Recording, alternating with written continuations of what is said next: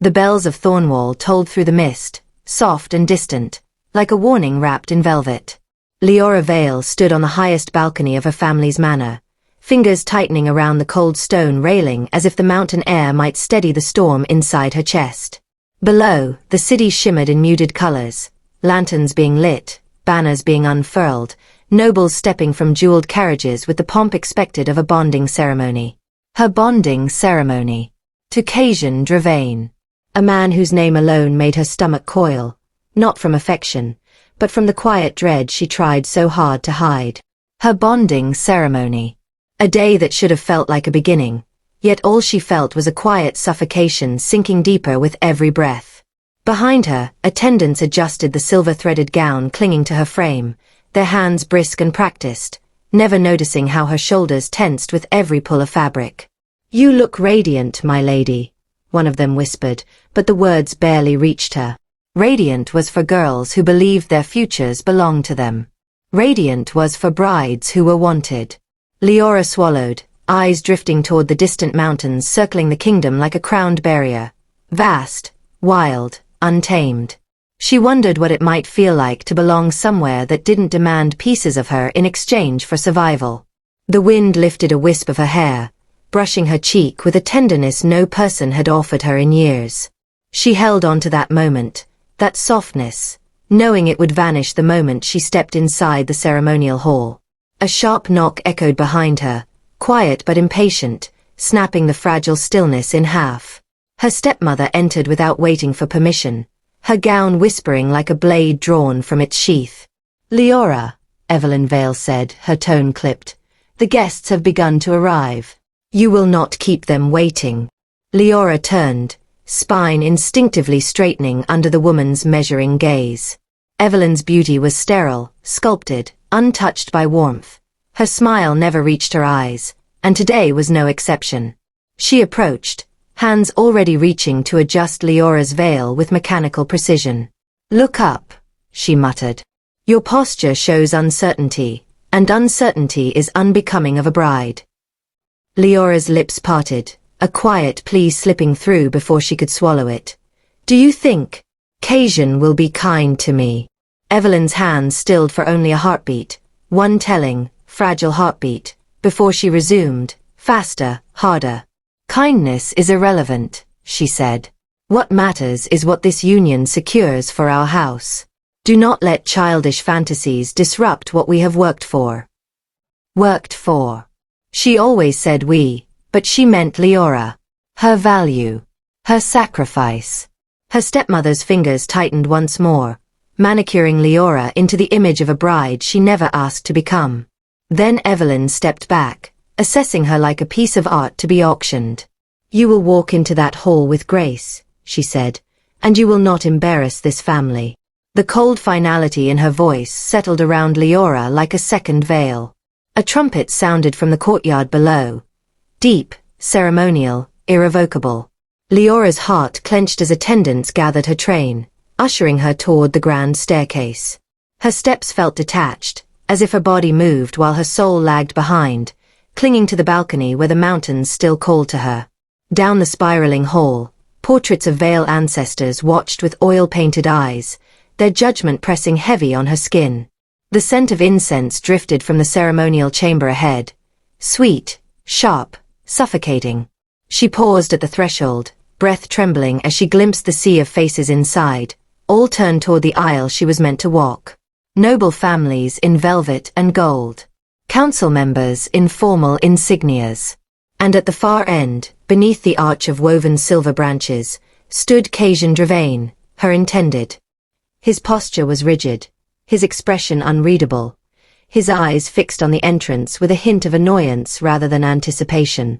Something in her chest twisted. Her throat tightened. Liora inhaled, lifting her chin, trying to gather the fragments of courage she had left. This was supposed to be a union, a promise, a beginning. But every instinct inside her whispered that something was wrong, terribly, irrevocably wrong. She stepped forward anyway, because there was no place else to go. The corridor behind the ceremonial hall felt colder than the balcony she had escaped from, its stone walls swallowing sound the way deep water swallowed light. Liora walked slowly, her fingers brushing the carved wooden panels as though grounding herself, as though their grooves could stop the shaking inside her. She wasn't supposed to be here. Brides did not wander before the bonding. But her chest felt tight, her thoughts scattered, and she needed air, space, anything but polite smiles and whispered expectations. She turned a corner, her steps soft on the polished floor, and paused when she heard voices drifting from the antechamber ahead. Male voices.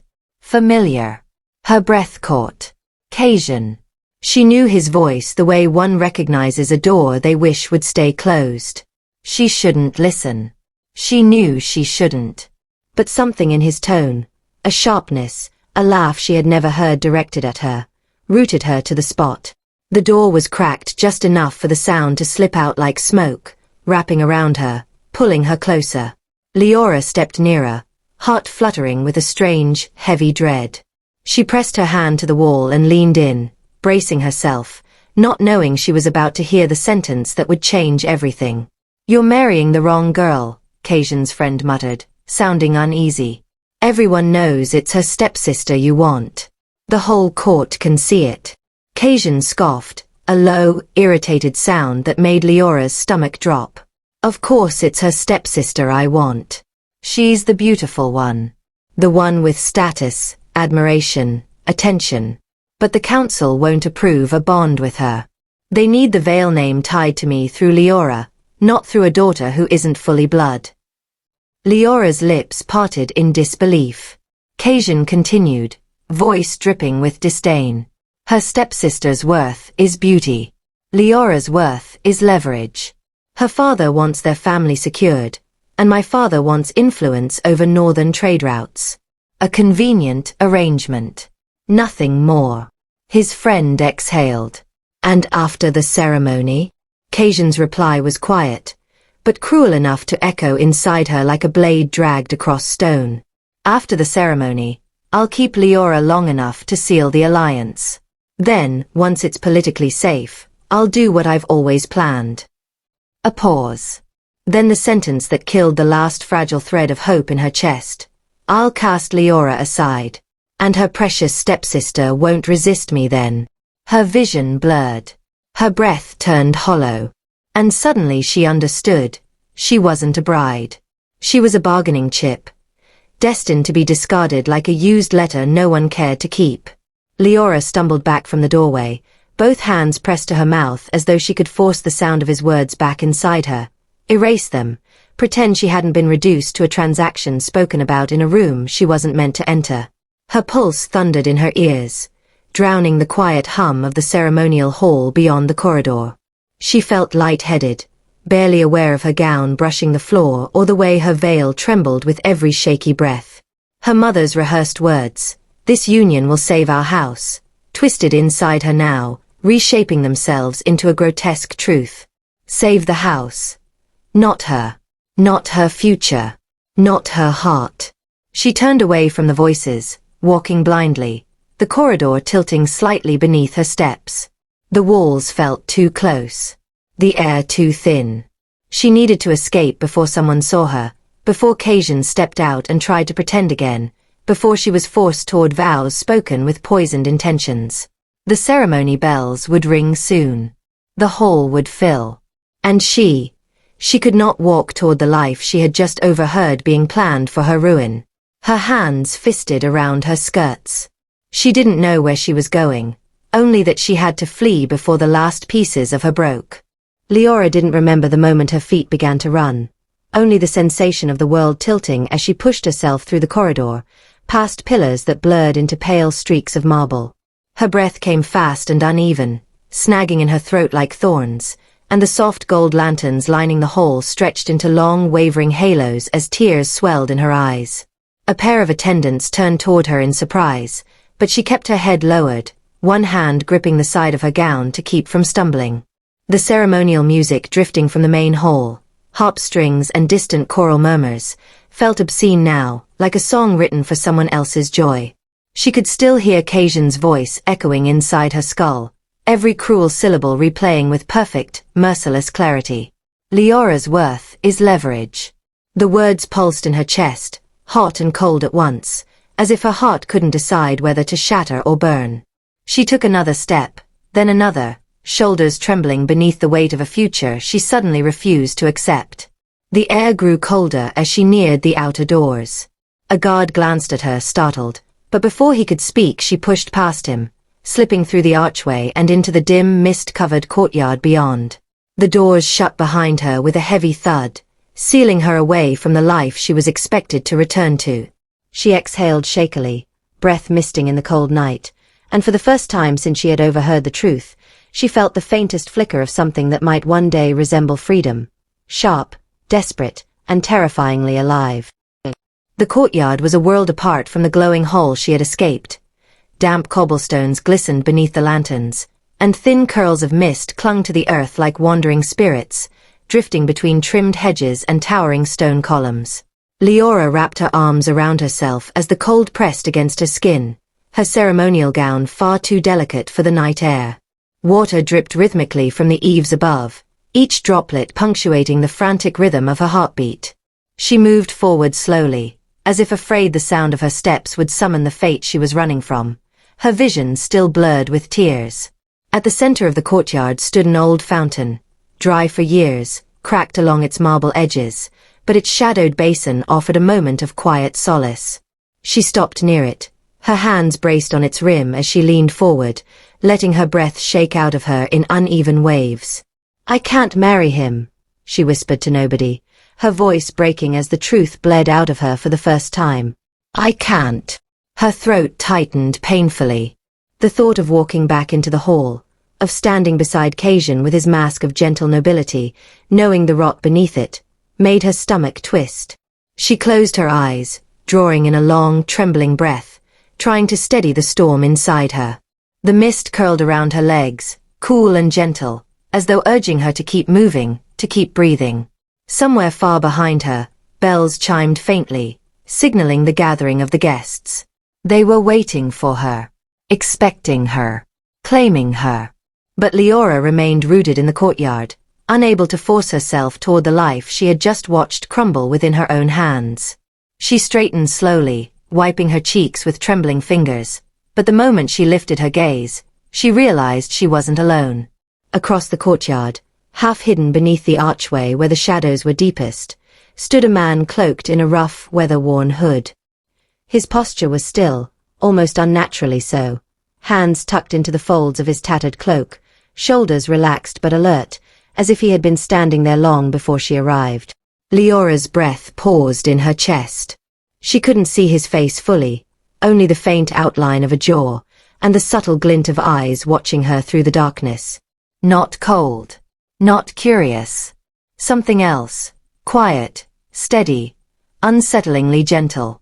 Their eyes met, and the world seemed to narrow to a single point, the mist parting slightly between them like a curtain lifting. A strange calm washed over her, not safety exactly, but the eerie sense of being seen without being judged. He didn't move. He didn't speak. He simply held her gaze as though her pain had reached him across the courtyard and rooted him to the earth. Liora swallowed hard, uncertain whether to flee or approach, her heart still raw and throbbing. She took a hesitant step back, and in the faint lantern light she saw his fingers tighten slightly around the fabric of his cloak, as though fighting the instinct to reach toward her. For a long, breathless moment, neither of them moved, suspended in a silence so heavy it felt alive. Then a voice, Casien's, echoed distantly from inside the hall, calling her name. Liora flinched, her pulse surging. The hooded stranger's head tilted subtly, as though he had heard everything, and understood far too much. But he remained silent, waiting, watching, an unmoving shadow in the mist as her world threatened to close in again. The sound of Casien's voice, calling her name through the hall doors, was a cruel tether, pulling Liora back toward a life she had already begun to reject. Her chest tightened with a mix of fear and rage, her fingers digging into the folds of her gown until her knuckles whitened. She could feel the world pressing in, the mist curling around her ankles, the soft drip of water from the eaves like a ticking clock counting down to inevitability. And yet, her gaze kept returning to the hooded figure across the courtyard. He remained still, silent, an anchor in the storm of her panic. Something in the quiet steadiness of his presence made her blood hum, a strange recognition she could not name, a magnetism that pulled at her pulse. She swallowed hard, heart hammering against her ribs as the weight of the choice she had just realized pressed on her chest. She could not go back. She would not return to the life she had overheard spoken of like a ledger entry, where she was no one's love but everyone's convenience. The stranger's eyes flicked toward her, soft yet unwavering, and the tilt of his head, slight but deliberate, gave her courage, a wordless invitation that she could not ignore. Liora took a tentative step forward, then another, feeling the cobblestones slick beneath her shoes, the chill biting through her gown, and with each step, a thrill she had never known prickled along her spine. Behind her, the bells tolled again, a reminder that time was slipping away, that her act of rebellion had to be immediate, irreversible. Casien emerged through the courtyard doors just as Liora reached the fountain, his expression a mask of surprise that quickly sharpened into fury. "Liora!" he barked, the syllable striking like a whip through the night air. The sound of his boots on stone echoed across the mist, urgent and accusing. "Where are you going?" She met his gaze, and for a moment, the world narrowed to 2 points of fire, the blue of his eyes, bright with entitlement, and the darker, warmer glimmer of the stranger's just beyond. Her breath came in short, uneven pulls, fog curling around her lips. I can't," she whispered, voice trembling but firm. Casien's jaw tightened, nostrils flaring, and he took a step closer, reaching for her arm. Liora recoiled, almost tripping over the hem of her gown, and her fingers shot out toward the stranger instinctively. "Please," she said, barely audible, the word a soft plea more to the universe than to anyone.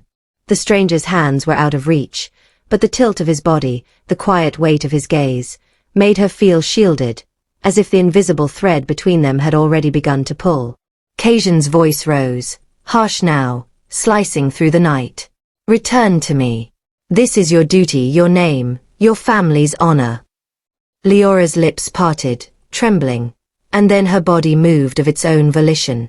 She crossed the courtyard, the mist curling around her like smoke from some long-forgotten fire, until she stood before him. Her hand reached out, almost of its own volition, brushing the edge of his cloak, and the warmth of his presence filled the cold night like a promise she hadn't known she wanted. Then, without thinking, without hesitation, she pressed her lips to his. The kiss was electric, brief yet infinite, a declaration more than an embrace, a single pulse that shattered centuries of expectation in the courtyard around them. Gasps erupted behind her, guests and attendants pressed against the hall doors, their whispers snapping through the fog like shards of glass. Casien froze, face pale, shock and fury mingling in equal measure as he raised a hand to his mouth, unable to comprehend the audacity of what had just occurred. But Liora's gaze never wavered from the stranger's. His hood fell back slightly as he responded, pressing closer just enough to confirm the bond without words, and the world seemed to tilt on its axis. Every sensation, every heartbeat, every shiver of fear and thrill in her chest, was magnified as she felt the invisible tether wrap around her soul. Her stepmother's voice echoed faintly from the hall, sharp and disapproving, but it was drowned beneath the rushing tide of adrenaline and relief that surged through her. The stranger's lips left hers, just enough to tilt his head, eyes dark and unreadable, and yet, when they met hers again, Liora felt a clarity she had never known. This was hers now, and she was his.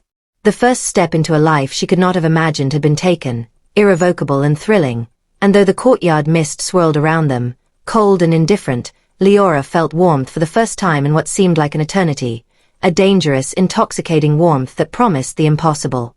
The courtyard fell into a heavy, suffocating silence after the kiss, broken only by the faint tolling of distant ceremony bells, now a mournful echo rather than a herald of celebration. Liora's pulse thundered in her ears as she stepped back, hands trembling slightly, acutely aware of the audacity of what she had just done. The stranger's had still cast shadows over his face, hiding most of his features, yet even in darkness, his presence radiated a quiet, undeniable power. Liora's gaze lingered, her chest rising and falling unevenly as a strange mix of fear, exhilaration, and disbelief roared through her. Somewhere near the fountain, a noble older and sharp-eyed, who had been observing from the shadows, leaned slightly forward. His eyes, partially hidden beneath the brim of his ceremonial hat, caught a fleeting glimpse of the stranger's face. The line of jaw, the sharp intensity in his eyes, just enough to recognize something startling. He exhaled softly, a low whisper slipping through the mist. "Is she yours?" The stranger's voice, low, deliberate, and calm, answered across the courtyard, carrying with a weight that made Liora's knees feel suddenly unsteady. "She is now." At that moment, he shifted subtly, enough that the noble caught another fraction of his face. Dark eyes that glimmered like a storm just before lightning, a subtle tilt of lips, but still shrouded in shadow, enigmatic, commanding. The noble straightened, a flicker of recognition flashing across his face, then a slow, measured nod. "By law," he murmured, almost to himself but loud enough for a few to hear, "since she has already kissed you, she belongs to you now. No matter what others say, or what obligations her family wishes to enforce." Liora's breath caught in her throat. Her stepmother's shrill voice tore through the mist like a blade. "Liora Vale, have you lost all sense?" she screeched, skirts rustling as she shoved her way into the courtyard. "You have shamed this family. Do you understand what you've done?" Casien staggered forward from behind her, face pale, eyes wild with disbelief. "Liora, are you insane?" he barked. "You kiss some stranger? In front of the entire court? After everything arranged for you?" She did not look at him. She did not look at her stepmother. Her gaze remained locked on the stranger, unmoving, steady, anchoring her against the storm. The stranger stepped closer, his movements precise, calm, and deliberate, never fully revealing himself, but radiating a quiet dominance that felt like a shield around her. "We must leave," he said, voice softer now, almost intimate, a warmth threading through the words, a quiet promise. Her stepmother lunged forward. "She is not going anywhere with you. Guards, stop them at once." Casien's voice rose in a furious, humiliated snarl. "You think you can just take her? She was to be my wife. She belongs in the hall, not in the arms of some hooded nobody." The stranger did not even look at them. Instead, he extended his hand, not touching her, simply offering. And Liora moved. Not with hesitation, not with fear, but with clarity. She slipped her hand into his, her fingers trembling but certain, and the simple contact sent a shiver of exhilaration down her spine. The crowd erupted into shocked whispers, a wave of outrage and disbelief crashing through the courtyard like a storm. The stranger pressed a gentle, guiding hand to her back and turned toward the archway where shadows pooled.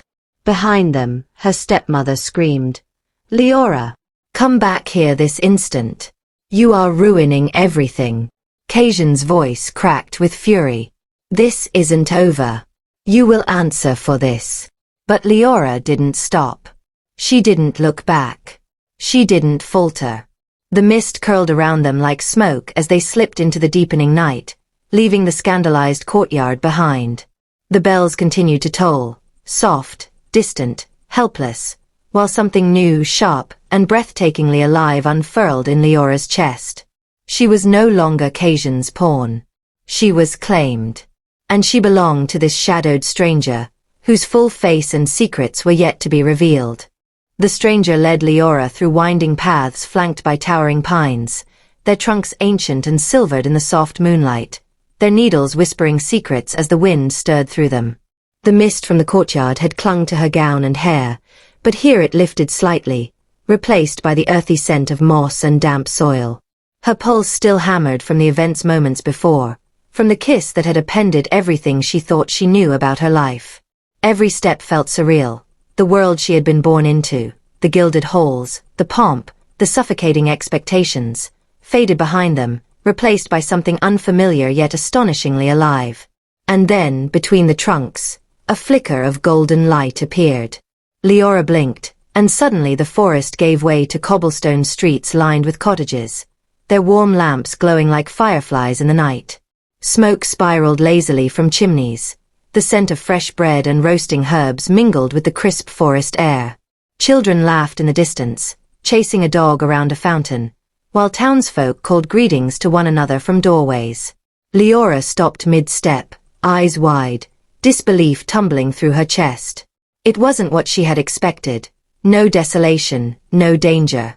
Instead, it was a hidden town, alive, ordinary, and welcoming, tucked secretly within the pines. Her breath hitched as the reality settled over her.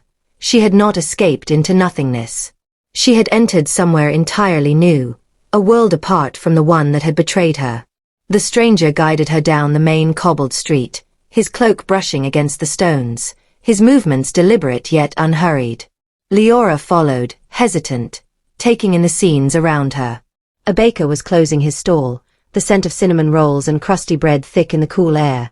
A blacksmith hammered softly on iron, sparks dancing like fireflies from the forge. A pair of children waved at the stranger as he passed, and he inclined his head slightly in acknowledgement, barely breaking stride. Liora's gaze lingered, drinking in the quiet life of a town untouched by politics, by schemes, by nobles' obsessions with power.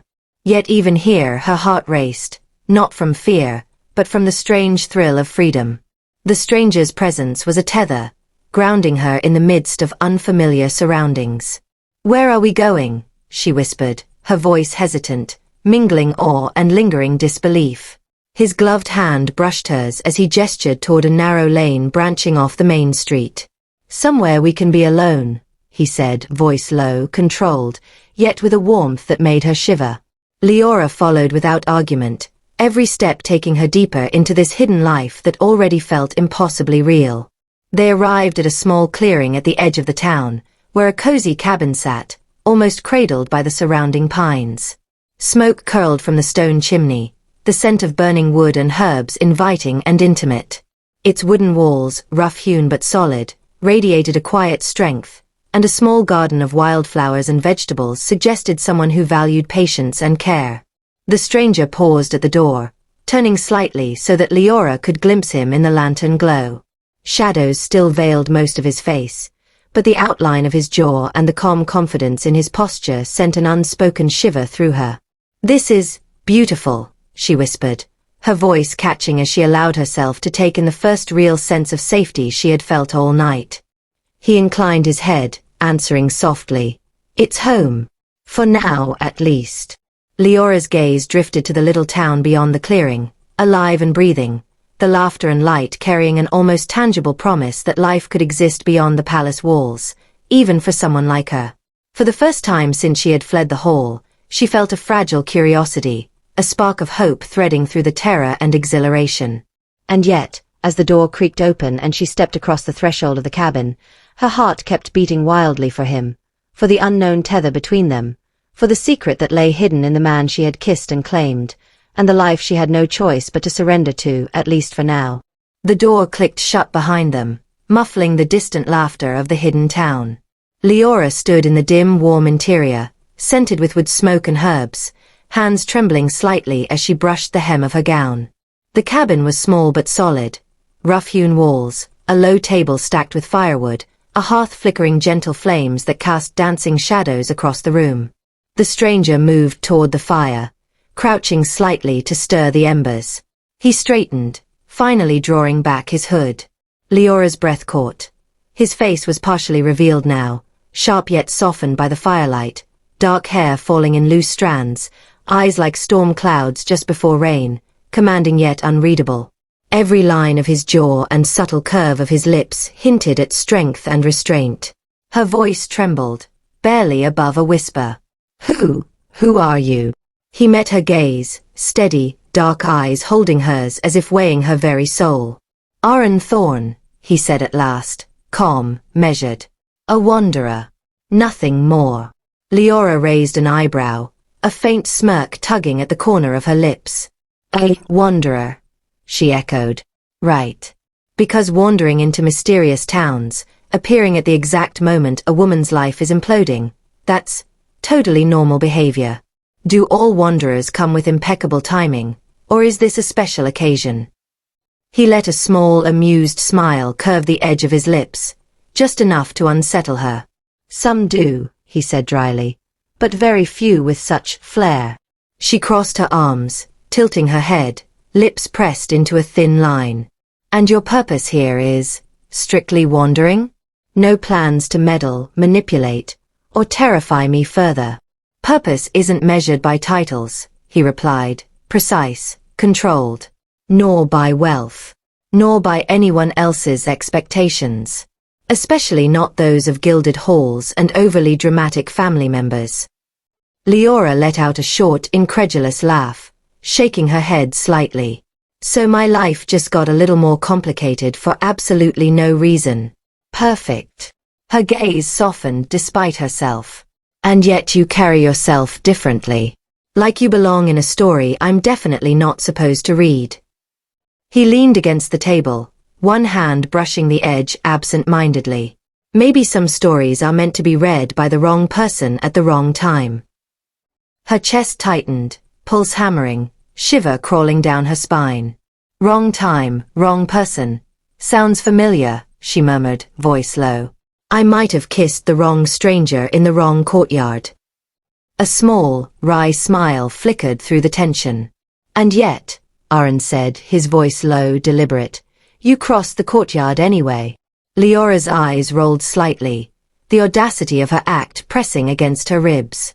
I didn't exactly have a please advise before risking future life form handy, she muttered, the humor sharp at the edges of her voice.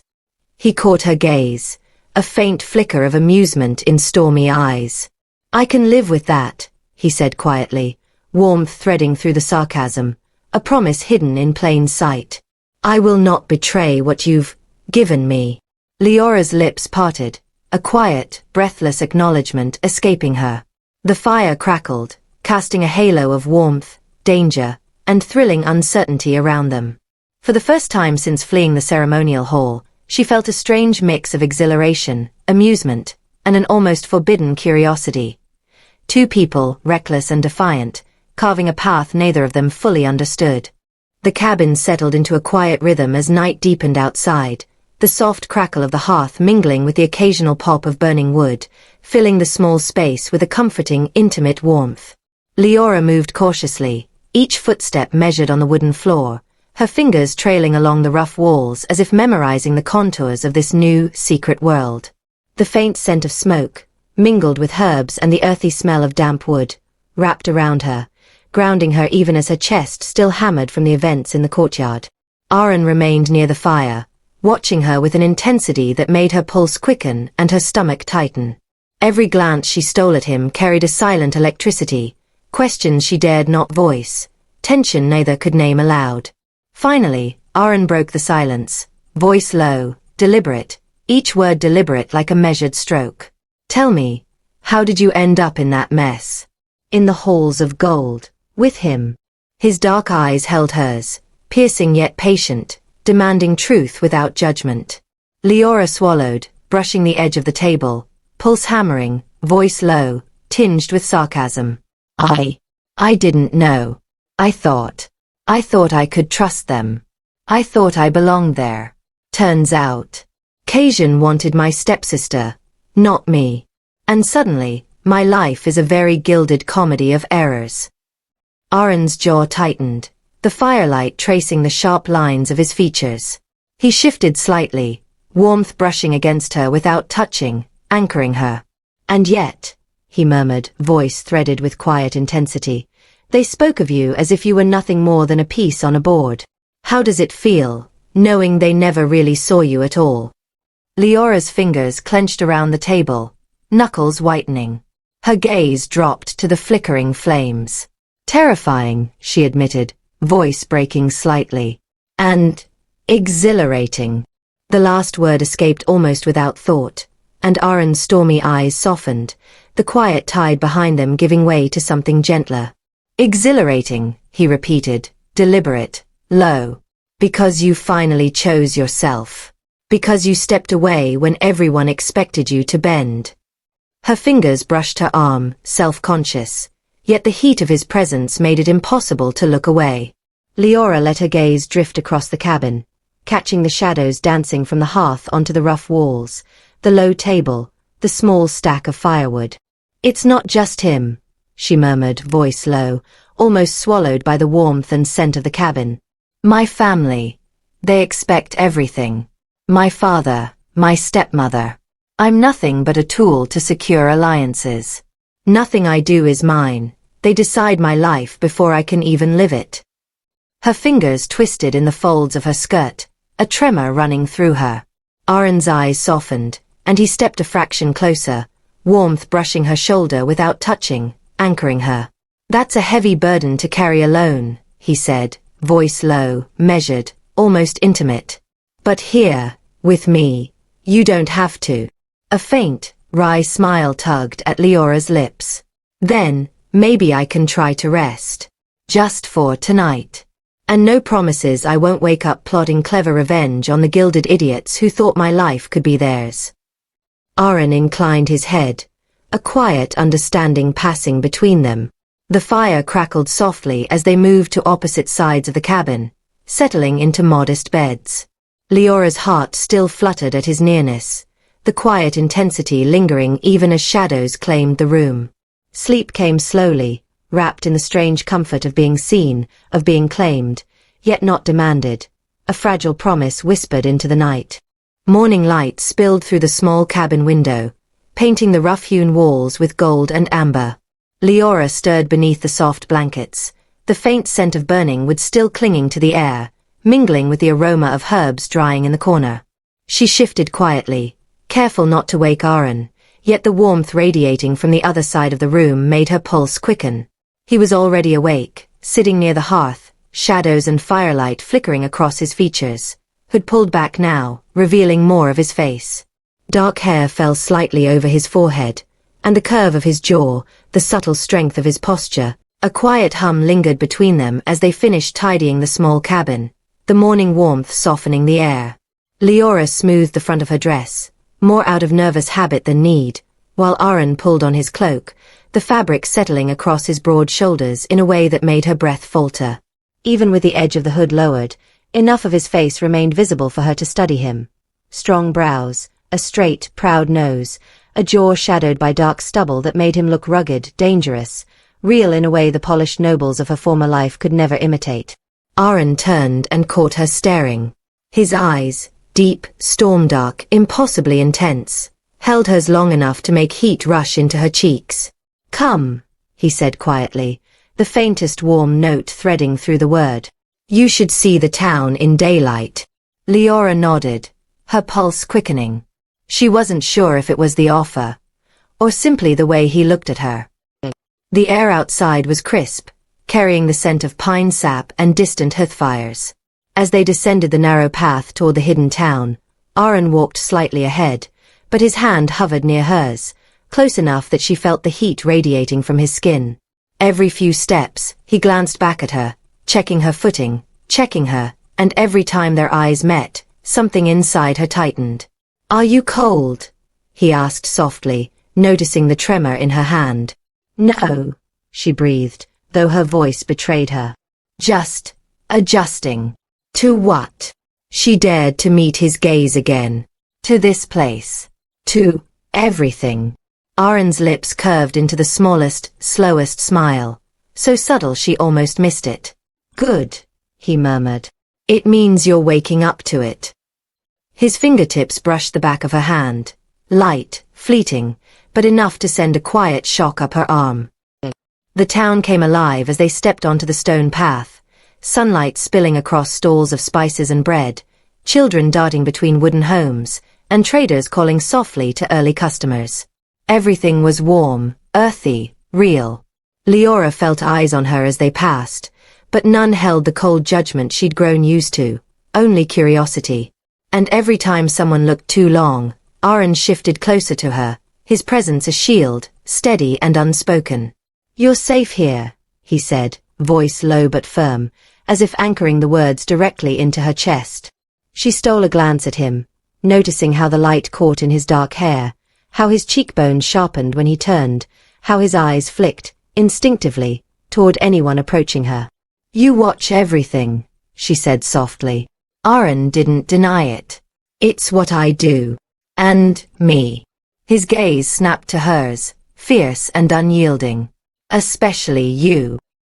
They stopped at a small stall where an elderly woman was arranging bundles of herbs. The woman smiled at Aren. "Out early today," she teased, her gaze shifting knowingly between the two of them. Aren's expression didn't change, but his hand brushed lightly against the curve of Liora's back, guiding her forward, steadying her. Liora felt her breath catch at the contact. "She's new," Aren said simply, showing her around. The woman's smile widened. "Pretty thing. Brave eyes." Heat rushed to Liora's face. Aren's fingers lingered at her back a moment longer than necessary before he withdrew his hand, but the absence of his touch made her feel suddenly exposed. As they walked on, Liora whispered, "Do people talk?" Aren cast her a sideways look, eyes simmering. "Let them." A pause, then lower. "I have nothing to hide." They continued toward the heart of the town where a fountain sparkled beneath the sun, its water catching the light like melted crystal. Liora slowed, breath softening as she took it in. Aren stepped beside her, watching her, not the scenery. His eyes tracked the soft parting of her lips, the wonder in her expression, the sunlight warming her cheeks. "You look," he began, then stopped as if reconsidering. She turned toward him, lifting her chin slightly, heart pounding. "I look, what?" Aren exhaled, the sound low, almost reluctant. "Different. Lighter." Liora's breath caught. "Maybe because I feel lighter." He held her gaze, open, unguarded, for the first time since she'd met him. "Good," he murmured. "You should." His hand brushed hers again, and this time, neither of them pulled away. They walked the perimeter of the square, side by side. Every brush of Aren's arm against hers sent heat racing along her skin, and every time she glanced at him, she found some new detail. The small scar just above his brow, the slight upward tilt of his lips when he was trying not to smile, the raw strength in the way he moved. And each time their eyes met, the bond between them tightened, warm and dangerous and impossible to ignore. Liora finally whispered, "Aren, I'm starting to think I didn't make a mistake." He stopped walking, turning fully toward her, his height casting her in his shadow. His eyes searched hers, slow, deliberate, burning through every layer of hesitation. "You didn't," he said, voice low enough to shiver through her. "You chose survival. You chose yourself. And whether you meant to or not." His fingers lifted, hesitant, almost reverent, and brushed a loose strand of hair from her cheek. "You chose me." The world held its breath. And so did she. The world didn't move at first. It didn't dare to. Liora felt as if the air itself wrapped around them, holding them in that moment where Aren's fingers brushed her cheek and everything inside her threatened to come undone. His touch was delicate, almost unsure, as though she were something fragile, something he wasn't certain he deserved to touch but couldn't stop himself from reaching for. Liora's breath trembled, her lips parting slightly, and in the quiet space between them, something unspoken swelled, warm and frightening and magnetic. Aren's eyes flicked to her mouth, just for a heartbeat, but she saw it, felt it, and heat streaked through her chest. Then he inhaled sharply, dragging himself back as though fighting an internal pull he didn't trust. His hand lowered slowly, reluctantly, and he cleared his throat. "We should head back," he said, voice lower, rougher than before. Liora nodded, though she didn't immediately move. The moment didn't break. It simply stretched, softened, reshaped itself as they turned away from the square. Aren walked close, too close, his arm brushing hers with every step, each accidental touch sending tingles up her spine. She kept replaying that look in his eyes, the tenderness that seemed to slip out before he could catch it. The sun dipped behind the tall pines as they approached the edge of town, a golden haze settling over the rooftops. Liora's heart drummed with every step, the weight of what almost happened wrapping around her like a whisper she wasn't ready to let go of. The woods greeted them with fading light, shadows growing longer as the forest swallowed the last warmth of day. Aren guided her along the narrow trail, his hand hovering near the small of her back like earlier, but this time she felt the charged awareness between them shift, deepen. Neither of them spoke, but the silence wasn't empty. It vibrated with the things they hadn't said, with the confession that had nearly slipped from his lips, with the way her heart had leaned toward him before she could stop it. The breeze cooled her cheeks, still flushed from the intensity of the square, and the scent of pine wrapped around them in gentle waves. Halfway up the trail, Aren slowed. Liora did too, turning toward him when he didn't continue walking. His jaw was tense, his eyes darker than moments before, as if he was wrestling with thoughts he didn't want her to read. "About earlier," he murmured. Her breath hitched. "Yes." He looked away for a moment, as though grounding himself, then back at her with a softness she hadn't seen before. "You make this place feel different," he said quietly. "You make me feel different." Her pulse fluttered violently. "Aren." But before either could say more, a low rumble echoed through the trees, distant but unmistakable, thunder rolling across the sky like a warning. The air thickened. Aren lifted his head sharply, instincts flaring. "Storm's coming fast," he muttered. "We need to get inside before it hits." He rested his hand on her lower back, firm, protective, and this time he didn't pull it away. They hurried the last stretch to the cabin, the first cold drops of rain hitting the leaves above them in sharp, scattered taps.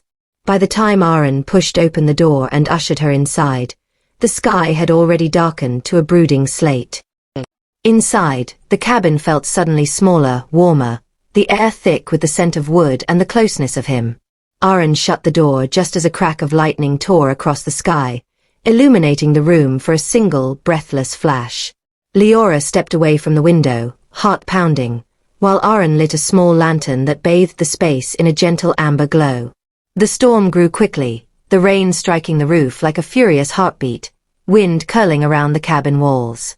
Aren shrugged off his cloak, shaking droplets from the fabric before hanging it near the hearth.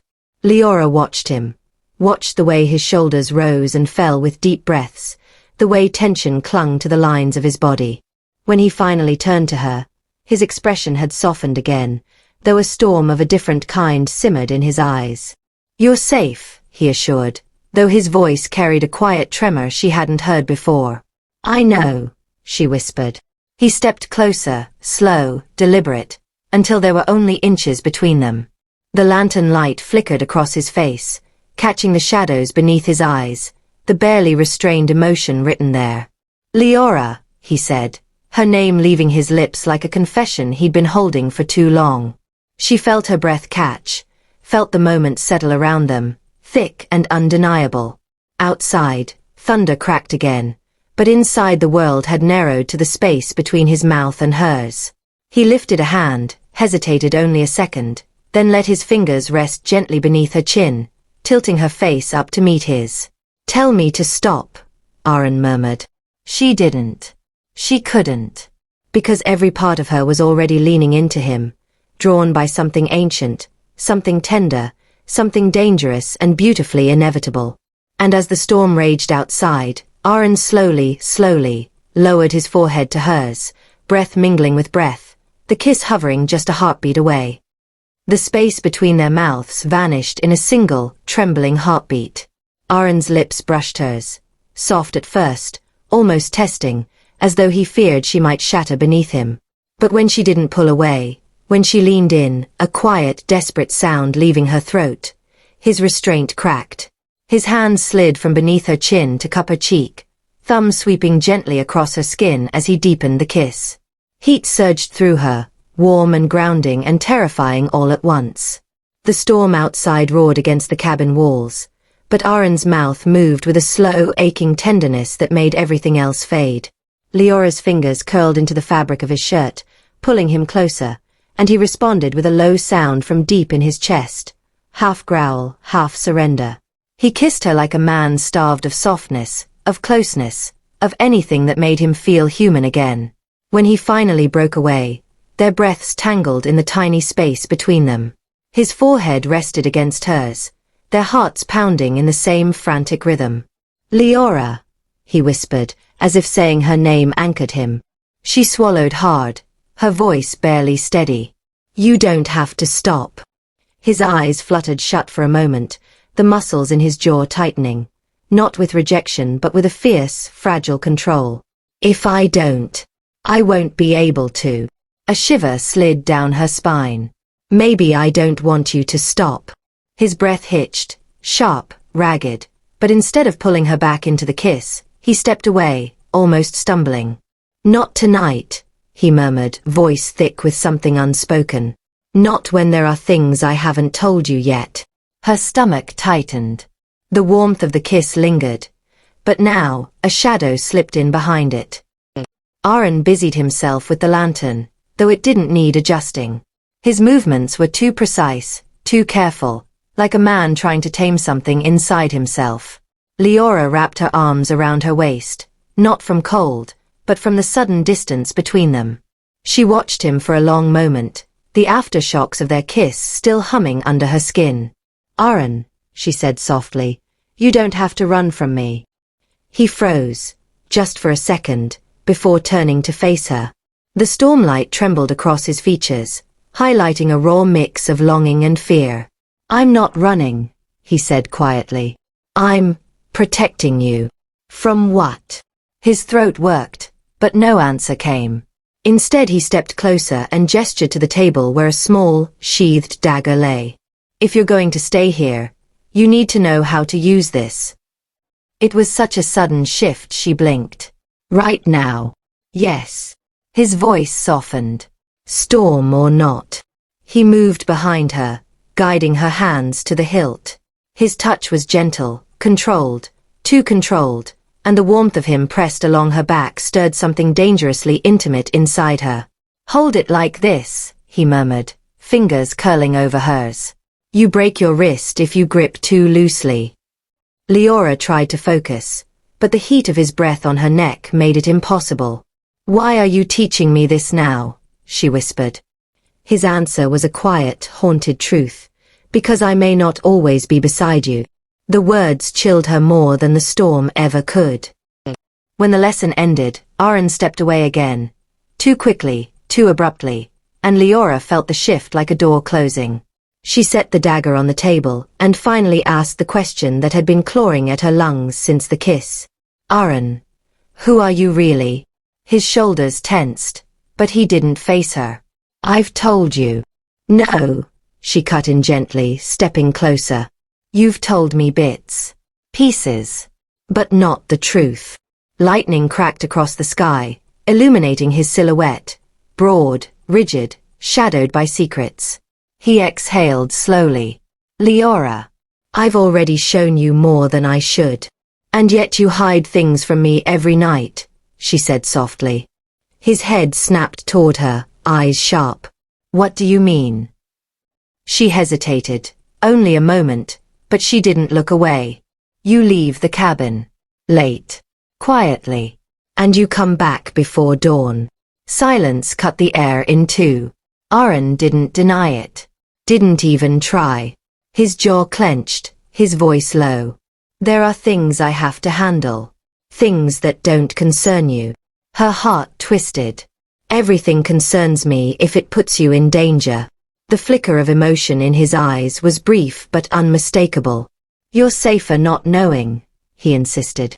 But Liora stepped closer, close enough that the stormlight revealed the smallest, saddest truth in her eyes. I don't want safety if it means staying blind. For a moment, Aren looked as if he might reach for her again, might kiss her again, but instead he turned away and moved toward the door, hand closing around the handle. Aren. He paused, shoulders rising with a slow, heavy breath.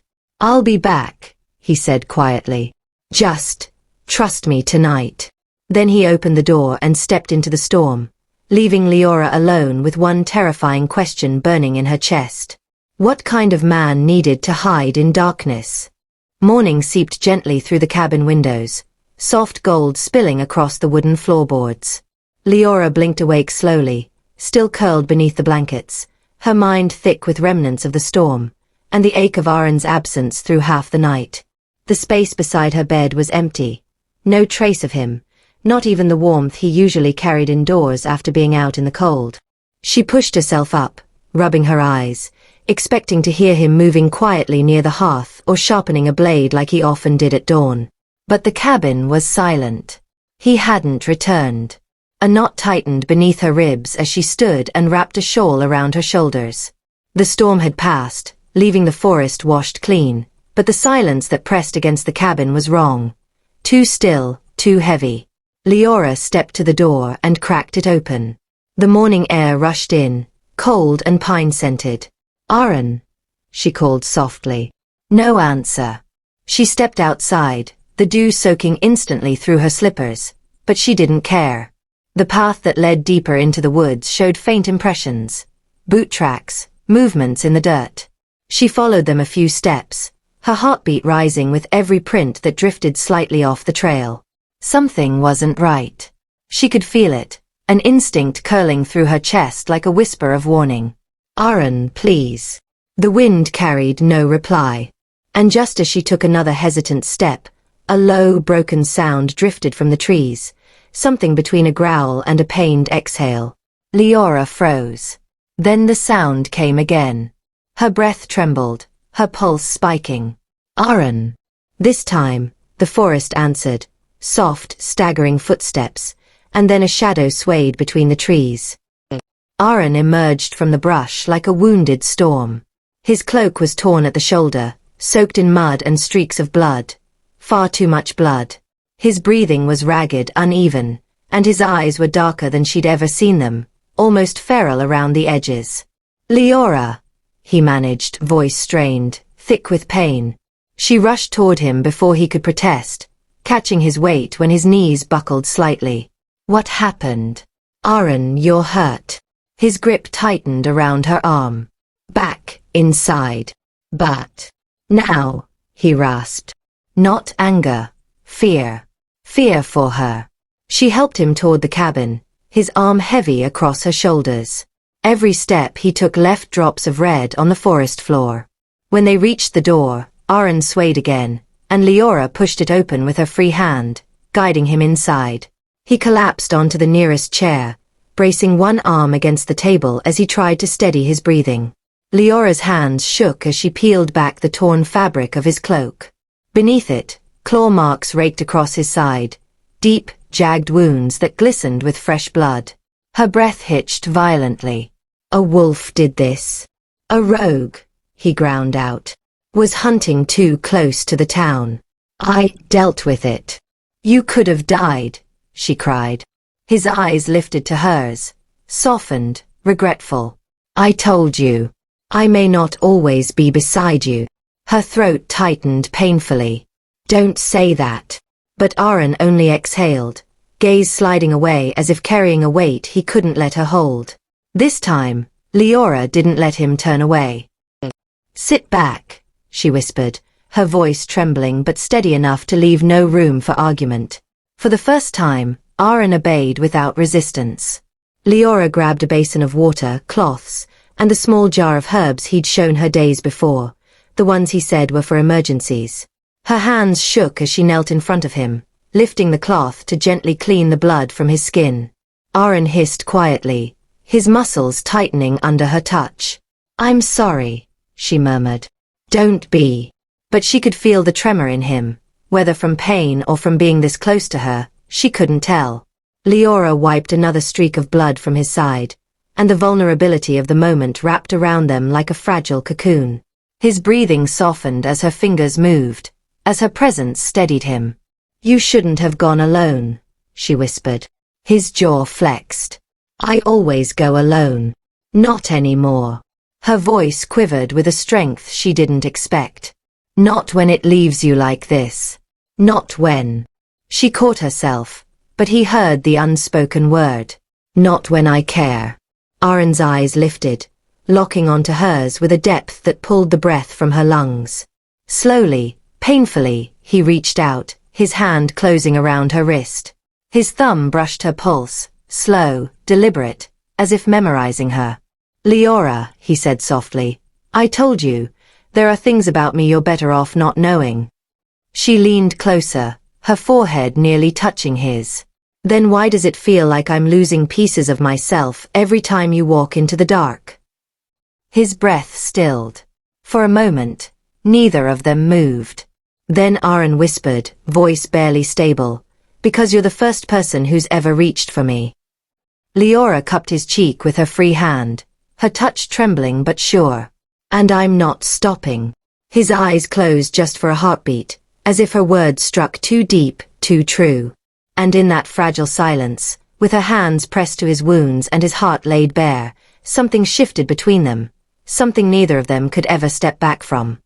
The world hung suspended in the breath between them. Liora's palms were still on his skin, one cupping his cheek, the other steadying the cloth against his wound, yet neither of them moved. Aren's lashes fluttered as though battling the instinct to lean into her touch. The warmth of him seeped into her fingertips, grounding her even as her heart raced. His breathing was uneven, the pain of his injury laced with something deeper, more fragile. When his eyes opened again, they held a rawness she had never seen before, something torn open, exposed, trembling on the edge of confession. Liora, he murmured, her name sounding like a secret pulled from the depths of him. His hand lifted, slow and uncertain, until his fingers brushed her wrist again. There's something I need to. I should have told you long before now. Her chest tightened, hope and fear tangling painfully. Then tell me, she whispered. Aren swallowed hard, his gaze flicking away for a moment as though searching for courage somewhere in the shadows of the cabin. I've been hiding too much, keeping too many nights from you. Too many things I can't explain. His voice cracked softly, barely audible. I never wanted to lie to you. Liora leaned closer, her forehead brushing his. Then don't lie now. His breath stuttered, one sharp, shaking inhale. His fingers tightened on her wrist, his control slipping, the truth trembling on the edge of his lips. I'm not, he began. But then a violent tremor coursed through his body, ripping a groan from his throat and cutting off whatever word had been rising. His hand dropped from her wrist, gripping the edge of the chair instead as his body seized with pain. Aren, she gasped, reaching to steady him as he doubled forward, breath ragged and broken. The moment shattered, but the truth he almost spoke lingered like a ghost between them. His pain hit fast, sudden, like a wave he couldn't outrun. Liora caught his shoulders, guiding him upright before he collapsed. Aren squeezed his eyes shut, jaw clenched so hard she feared he might crack a tooth. The muscles around his wound trembled violently, and a low, guttural sound escaped him, too sharp for mere injury, too wild to be human. Liora's blood ran cold. Aren, this isn't just a wound, she whispered. He didn't answer. Couldn't. His breaths came in fractured gasps, his fingers curling into the arms of the chair as though fighting something inside himself. His body wasn't just in pain, it was resisting something, restraining something. Aren, look at me, she urged, cupping his face with trembling hands. He forced his eyes open. And for a single terrifying instant, they were wrong. Too bright, too sharp, glinting with something animal lurking beneath the surface. Liora jerked back, but she didn't let go. Please, she whispered, voice cracking. Tell me what's happening to you. Aren groaned, shaking his head as though trying to force the wildness away. You shouldn't see this, he rasped. Not you. Not like this. But I'm here, she insisted, pulling his forehead back to hers. And I'm not leaving you. He sucked in a breath, half pain, half something like surrender. You don't understand, he rasped. If I tell you, everything changes. Her voice softened, breaking. Then let it. His entire body shuddered. For a heartbeat, it seemed like he might finally yield, might finally open the door to whatever secrets he'd been burying in the dark. His lips parted. Liora. But the words died on his tongue as footsteps approached outside. Fast, urgent, heavy. The sound snapped Aren's attention toward the door. Every muscle in his body went rigid, not with pain this time, but with instinct. He grabbed the edge of the table, forcing himself upright despite the fresh bleed from his wound. Aren, wait. Don't move. Stay behind me, he said, voice low, feral edges still clinging to the tone. Leora's heart hammered as she moved instinctively to his side, but he gently pushed her back, shielding her with his body even as he struggled to remain standing. She heard it too now, the crunch of footsteps, deliberate and approaching the cabin. Someone, or something, was coming. Aren reached for the dagger she'd set down earlier, gripping it with steady hands despite the tremor running through his body. His whole stance changed, a protective wall, anchored between her and the door. "Aren, who is it?" she whispered. He shook his head once, jaw tightening. "If it's who I think, then the truth comes sooner than I planned." Her breath stalled. The door rattled. A low growl, human, but not, rumbled from Aren's chest, sending chills racing down her spine. "Aren," she whispered, her voice breaking. "Please, let me help." "You already are," he murmured without turning. The latch clicked. Liora grabbed his arm, desperate. "Aren, what are you?" He exhaled one last shaky breath, and for the first time, he didn't hide. He turned his head just enough for her to see the truth flicker in his eyes. Bright, unnatural, hauntingly familiar. "I'm what the world fears," he whispered. "And what you weren't meant to discover like this." The door slammed open as if struck by the storm itself. Liora gasped, stumbling back, but Aren didn't move from his defensive stance. His body was a wall between her and the figure silhouetted in the doorway. A man stepped inside, dripping rainwater, cloaked in deep charcoal with the emblem of a crescent wolf pinned discreetly near his shoulder. His presence filled the room like a blade drawn too close to the throat, silent, dangerous, and unmistakably powerful. "Aren," the intruder said, voice low but sharp with reprimand. "You should not be here. Not this long." Leora's blood ran cold. The man knew him well. Aren didn't lower the dagger, but the fury in his stance shifted, less feral, more resigned. "Ronan," he growled. "You shouldn't have come." "I wouldn't have," the man replied, stepping closer. "But the palace insisted. The situation has changed." "Palace." Liora felt the word hit her like a crack of lightning. Aren stiffened, and for the first time she saw something flicker through him. A flash of the person he used to be, the one she didn't know yet. The one he'd nearly revealed moments before. Ronan's gaze slid to her, assessing, weighing, measuring too much. "So this is the girl," he muttered.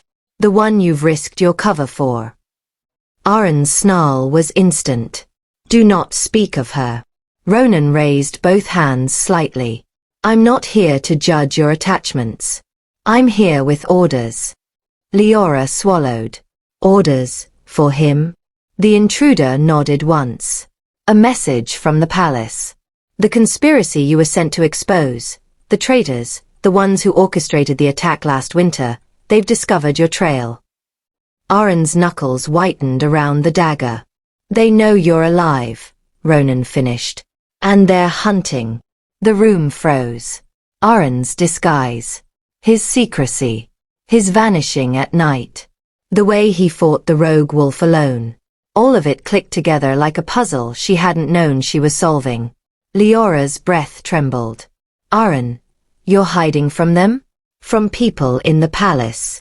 His eyes closed for a fraction of a second. A silent admission. Ronan stepped forward. "You must leave. Now." Aren lowered the dagger slightly, but his voice softened when he spoke, to Liora. "I didn't want you to know like this." Liora stepped closer, her voice breaking.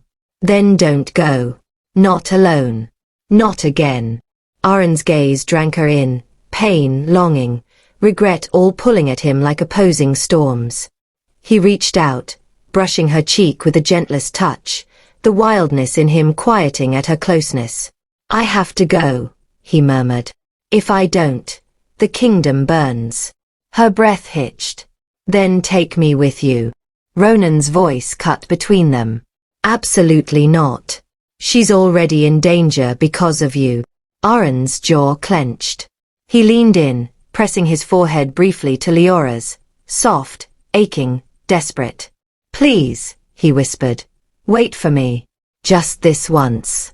Trust me." But what if you don't come back? She choked. He pulled away only enough to meet her eyes. Then they'll have to kill me first. Ronan opened the door again. We don't have time, Aren. Aren squeezed her hand, holding it like it was the last safe thing in his world. Liora, he whispered, voice trembling in a way she had never heard before. I swear to you, I'll return. Then he let her go. And as he stepped into the fading storm with Ronan at his side, Liora stood frozen in the doorway, her heart shattering with the terrifying truth. She didn't just care for him. She needed him. The palace corridors breathed cold air, colder even than the mountain winds Aren had walked through the night before. The stone walls glittered faintly with torchlight, polished from generations of nobles sweeping through them with arrogance thicker than their perfumes. Aren walked alongside Ronan, both of them cloaked from the early morning chill. Footsteps echoed, too loud, too revealing, yet necessary, because for the first time in months, Aren Thorn was returning not as a hooded wanderer lurking in shadows, but as a king reclaiming his ground. A pair of palace maids rounded the corner carrying baskets of linens. The moment they recognized him, the first tray clattered to the floor. Majesty, one whispered, hand flying to her chest. Aren nodded once, neither warm nor cold. Good morning. They bowed so deeply their baskets nearly toppled. Whispers followed immediately as they scurried off. Is that? It's him. The king, he's finally returned. Ronan smirked quietly. You're causing panic already. Aren didn't answer. His thoughts were sharper than his expression. Two guards posted at the eastern arch straightened as soon as they spotted him. Their armor clinked from the sudden movement. Your Majesty, one barked, slamming a fist to his chest. We weren't informed you'd be arriving. That was the point, Aren replied calmly, eyes sweeping past them. Carry on. Yes, Your Majesty. They exchanged frantic glances as he passed, trying and failing to appear composed. The palace was alive with the shifting energy of rumor, heads turning, conversations halting mid-sentence, the echoes of hurried footsteps behind doors. And beneath all the sound, Aren felt it. The rot he'd been hunting. The political schemes stacked beneath smiling faces. And the growing boldness of the Dravain family in his absence. He felt it like a pulse under the marble floors. The strategy chamber smelled of ink, old parchment, and stale tension. A single lantern burned over the war table, swinging just slightly, as if even the room itself reacted to his return. Aren pulled back his hood and exhaled. Ronan shut the door behind them. Maps lay open across the table, but one name dominated the parchment, circled in strong strokes. Varos Dravain. The patriarch. The real power. Casien's father. Aren rested both palms on the table. Ronan spoke first. He doesn't know you're here yet. Not officially. Good, Aren murmured. Footsteps slithered outside the chamber, servants passing, guards shifting post, but inside, silence wrapped tightly around them. Aren tapped the thick ink circle around Varos's name. Casien is reckless. But Varos, his voice sharpened. Varos is patient. Calculated. He'd trade his own sons for more influence over the northern trade routes. And thanks to Liora's father, he nearly had it. Ronan's jaw tightened. You think he suspects we've been watching? Aren shook his head. He thinks I'm still wandering the wilds like a ghost. But ghosts listen. His eyes darkened. And Varos has forgotten that I hear more in silence than most men hear in a lifetime. He traced a line from Dravain Holdings to the palace. Look at these alliances. Every minister who suddenly changed stance in the last month. They all owe Varos favors. Or debts, Ronan added. Same thing, Aren said flatly. He stepped back, running a hand through his hair. Varos controls commerce. He controls marriages. And thanks to Liora's father, he believes he nearly controlled her. His jaw flexed. That is a line he should never have crossed. Ronan glanced at him. You care for her. Aren didn't answer. He didn't need to. The flames reflected in his eyes said enough. A sudden knock rattled the wooden door. Aren went still. Ronan moved first, cracking it open. A guard bowed deeply. Your Majesty, Lord Varos Dravain has been informed of your arrival. He's on his way. Aren exhaled once. Slow, controlled. Of course he is. When the guard retreated, Ronan spoke in a low voice. He'll pretend surprise. Pretend loyalty.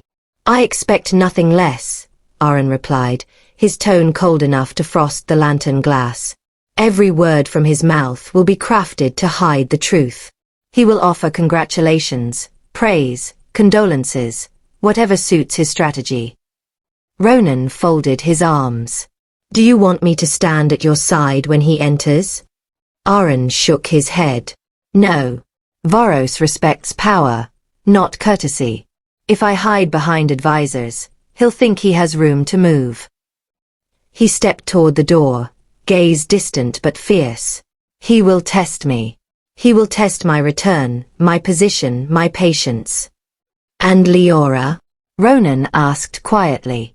Aren's voice dropped to something colder, quieter, more dangerous. He will not touch her. He will not use her.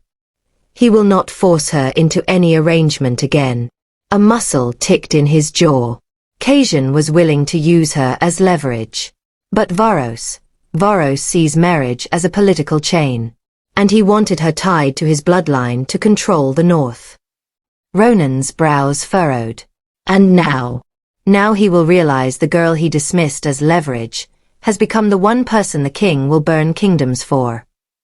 Outside the door, slow, deliberate footsteps approached. Steady, powerful, belonging to a man who treated the palace halls as if they were built for him. Varos Dravain. The shadow behind Casien. The brain behind the conspiracy. And now, the man about to walk into the room with the king he thought was still lost. Aren straightened. The lantern flickered. Ronan swallowed. And the door creaked open, spilling a strip of cold corridor light across the wall maps. The bootsteps were slow, deliberate, the kind that belonged to a man who had never once rushed for anyone. Ronan straightened immediately. Aren did not move. A tall, silver-haired figure stepped into the lantern's glow, his expression carved from stone, sharp, unreadable, commanding. Rings glinted on long fingers. His cloak, heavy with embroidered insignias, swayed behind him like a shadow given form. Lord Varos Dravain. Casien's father. The man who treated alliances like weapons and daughters like bargaining chips.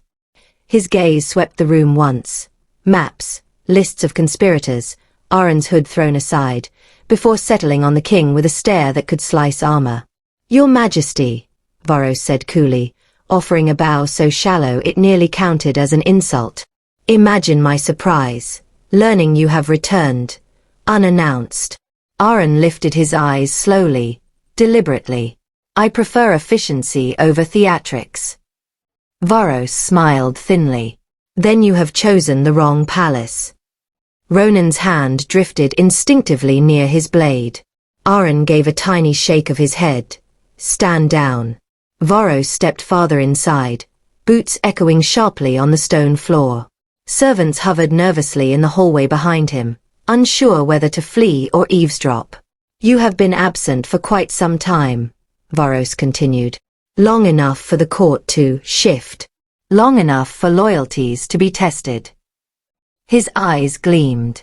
Long enough for certain promises to be reconsidered. Aren's voice was quiet, lethal. Promises such as the engagement your son sought to exploit? Varos's jaw tightened. Barely. Casien is ambitious, he said, tone silky. But ambition feeds kingdoms. Do not punish the boy for attempting what any clever man would. Aren rose slowly, the lantern casting a crown of shadows around him. I do not fault ambition, he replied. I fault deceit. I fault men who see women as dowry tokens. I fault families who seek to own my northern routes by marrying into houses they believe are weak. A flicker, anger, quickly buried, crossed Varos's face. Liora, Aren went on, was never yours to bargain with. Varos clasped his hands behind his back, expression tightening into something colder, sharper. Her father offered the match, he said. I merely accepted it. A sensible union. My son would have wed her stepsister eventually, the girl with more visible value. His pause was calculated, baiting, cruel. But Liora, he said. Liora would have served her purpose. Ronan stiffened. Aren's voice was ice. I know exactly how you appraise purpose, Varos. I heard your son speak of it in the courtyard, of beauty and leverage, of using one sister to secure reputation and the other to secure trade. Varos didn't blink. And that is how politics works, Your Majesty. Surely you, of all people, understand this. Aren stepped close enough that Varos had to tilt his head up slightly. The Dravane Lord held firm, but his breath shortened by half a second. Just enough. The mistake you and your son have made, Aren murmured, is believing the kingdom still plays by your rules. Varos's fingers twitched. Just once. A tell. And what rules do you intend to enforce? Varos asked, voice soft. Dangerous. Aren leaned in, his voice quiet enough only Varos and Ronan could hear. Those that end with your family's grip broken. A pause. And those who attempt to manipulate Liora will learn the cost. Servants at the door pretended to dust the air, desperate to overhear but terrified to be caught. Two guards exchanged wide-eyed glances, whispering silently to each other. Is that truly the king? He looks different, sharper. Should we bow? Idiot. Of course, bow. Their awkward, rushed bows drew Varos's attention. His eye twitched. Annoyance. Humiliation. He turned sharply back toward Aren. The court believes you weak, Varos said quietly. Gone too long. Lost in the mountains. A king who hides. A faint smile touched Aren's lips. Good. Let them underestimate me. It makes the purge cleaner. Varos inhaled sharply, his composure finally cracking. Careful, he warned, voice low. If you strike at the Dravane family, you will tear the court in half. Aren stepped around him, picking up a map and pinning it to the wall with a single sharp motion. It is already tearing, he said softly. I am simply choosing where it splits. Varos hesitated at the doorway, expression hardening into something calculating, dangerous. This kingdom forgets, he murmured, that a king is only as strong as the houses that support him. Aren's answer was a whisper of steel. Then who supports you, Varos? The older man paused, just one heartbeat, before turning away, cloak sweeping behind him like a storm cloud. The door shut. The war maps rustled in the sudden silence. Ronan exhaled shakily. What now? Aren's gaze sharpened into fire. Now, he said. We begin. Ronan nodded once, already bracing himself. Then it begins. Aren didn't answer with words. He simply walked to the far corner of the war room and pulled a thin cord hidden behind a shelf. A muted bell chimed deep within the palace walls. Ronan folded his arms. The signals sent. Footsteps thundered in the hall. Quick, disciplined, purposeful. A squad of guards in black and silver armor appeared, each bearing the crest of the Northern Wolf. Not palace guards. Aren's guards. Hand-picked. Loyal only to him. The few servants in the hallway gasped, scattering like startled birds. Ronan smirked. Welcome home, boys. I brought them home, Aren said quietly. The captain of the squad bowed. Your Majesty. Every northern outpost has responded. We are positioned exactly as instructed. Varos had believed Aren was wandering the mountains.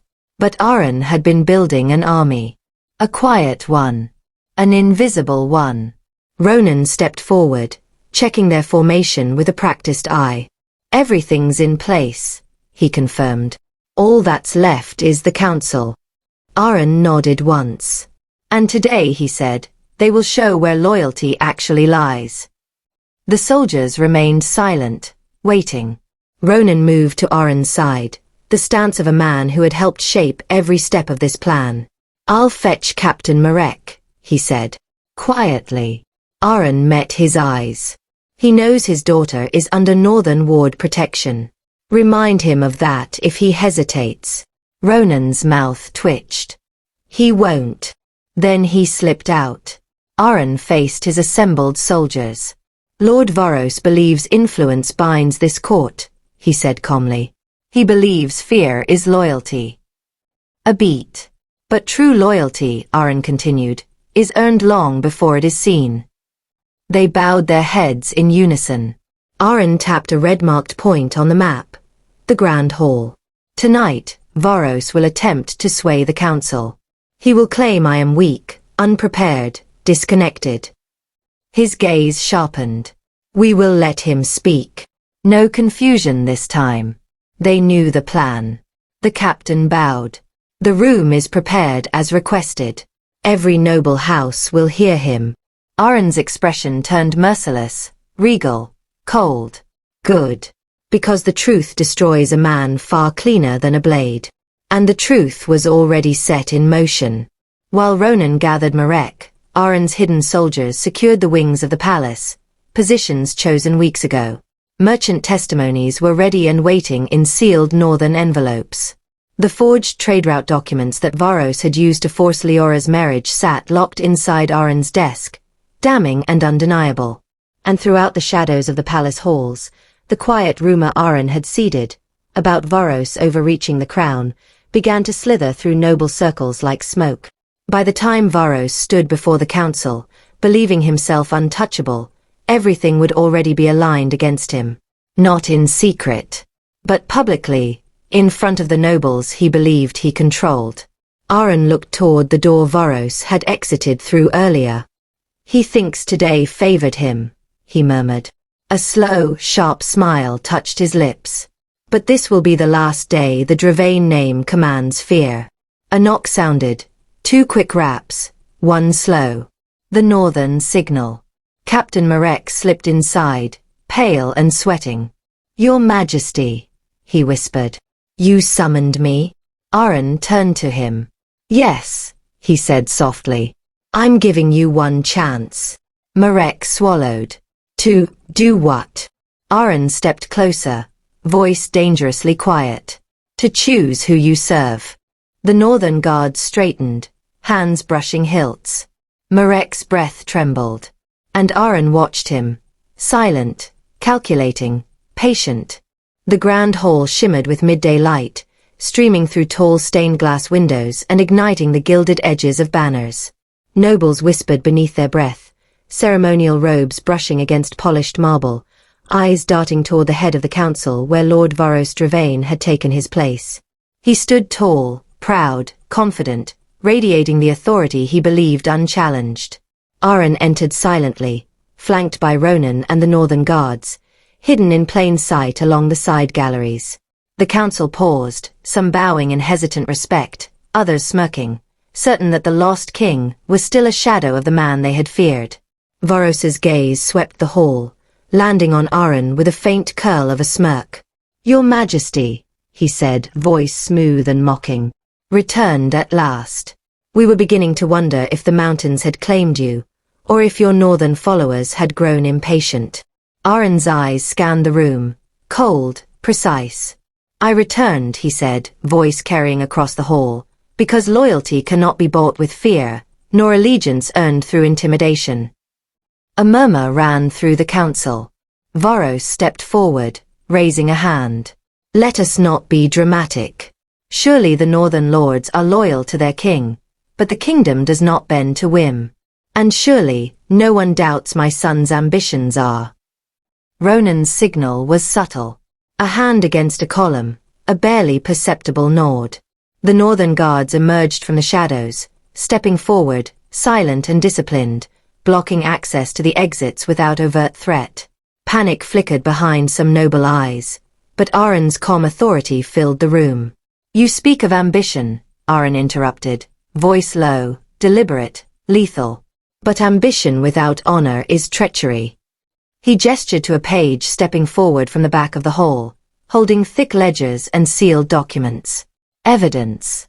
Trade route manipulations, bribery of merchants, the forced betrothal of my ward, Liora, documents forged to bind families, and wealth stolen in your name. Varos's smile faltered. A slight twitch in his jaw betrayed his shock. These are lies. Fabrications, he snapped, voice rising. Not lies, Aren said, stepping closer, eyes locked on Varos. Testimonies from merchants you bribed. Letters intercepted from your allies, pledging loyalty to no crown but your own influence. Witnesses ready to speak. From hidden alcoves, key nobles and merchants stepped forward, presenting folded letters, whispered confessions, and verbal accounts that exposed every secret manipulation. The hall erupted into stunned whispers and gasps. Varos staggered back slightly, struggling to maintain his composure. This is impossible, he barked, voice shaking. I command respect. I am the pillar of this court. Aren's voice cut through the din, steady and cold. No. You are a man who traded loyalty for leverage, daughters for profit, and thought the kingdom's fear would be enough to protect you. Then Aren leaned closer, lowering his voice just enough for Varos to hear, a whisper that carried across the stunned silence of the hall. And by the way, Varos, he said, voice threaded with quiet venom, the hooded stranger who spirited Liora from your schemes? That was me. The council froze. Gasps echoed along the marble walls. Varos's face drained of color. You, Varos began, fury cracking his tone, but Aren didn't wait. The one you thought powerless. The shadow you dismissed. The one who claimed your pawn before you even realized she was mine to protect. Aren's gaze bore into him, merciless. I am the king who sees all, knows all, and acts where you falter. That hooded stranger, he continued, voice icy, was always more than a myth. I was always here, waiting. Varos's shoulders slumped as the evidence, witnesses, and the shocking revelation of Liora's rescue coalesced into undeniable truth. His allies faltered, silent. His charm, his authority, every thread unraveling in plain sight. The council's murmurs grew into calls for judgment. Aren's northern guard stepped forward, not to strike, but to restrain, showing that the law now followed the king, not Varos. Ronan stood at Aren's side, hand lightly resting on the hilt of his sword, eyes scanning the room, calm and commanding, fully aligned with the plan. Varos's fingers twitched, but every move he made was anticipated, every word he spoke met with evidence, witnesses, and quiet authority. Finally, Aren's voice rang out, clear, unwavering.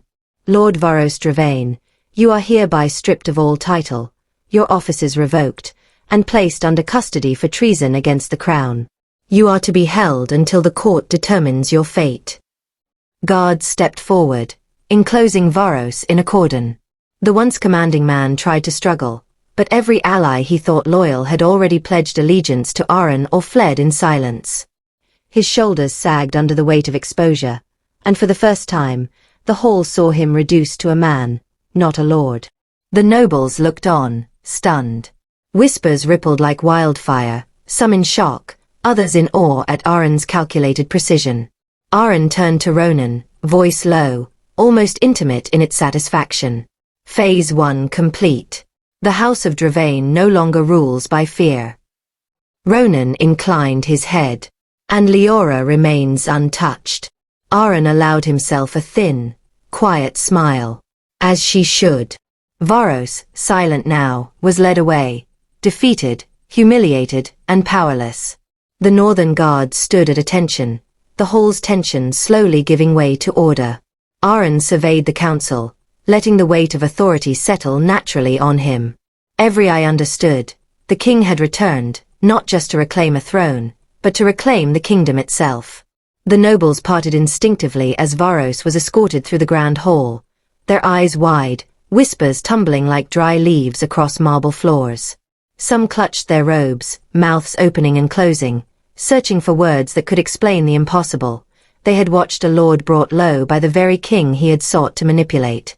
Varos's head hung, face pale beneath the torchlight, every step echoing like the toll of a death knell.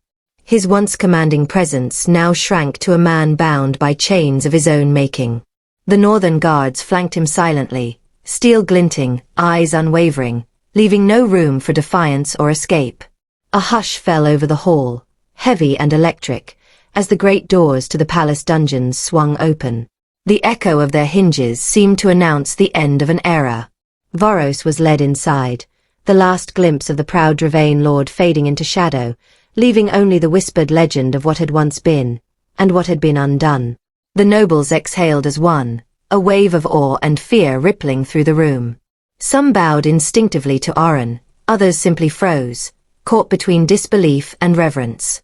The northern guards returned to their silent posts, statues of loyalty and discipline, while Aren remained at the head of the hall, calm, untouchable, every inch the king who had always been patient, always watching, and now fully in command. The grand hall, once a stage for scheming and ambition, now vibrated with the quiet knowledge of a king who would not be undermined. And somewhere deep within the echoing marble, a single thought resonated. The kingdom belonged to him, and none would forget it. Days had passed in quiet, each one stretching longer than the last. The cabin smelled faintly of herbs and lingering fire, but the peace was fragile, hanging by a thread of anticipation. A soft knock echoed through the cabin, hesitant but deliberate. Liora froze, hands clutching the edge of the table. "Liora," a voice called softly from outside. Her pulse spiked. She hurried to the door and opened it, finding Ronan standing in the morning light, composed as always, but with a shadow of urgency in his eyes. "You're Lady Liora," he said, clearing his throat. "The king, he has sent for you." Leora's chest tightened. "Sent for me," she whispered, unease prickling down her spine. "Why? Did Aren?" Ronan's jaw tightened, but he remained calm. "He is fine. The kingdom is secure. But His Majesty wishes to see you, personally."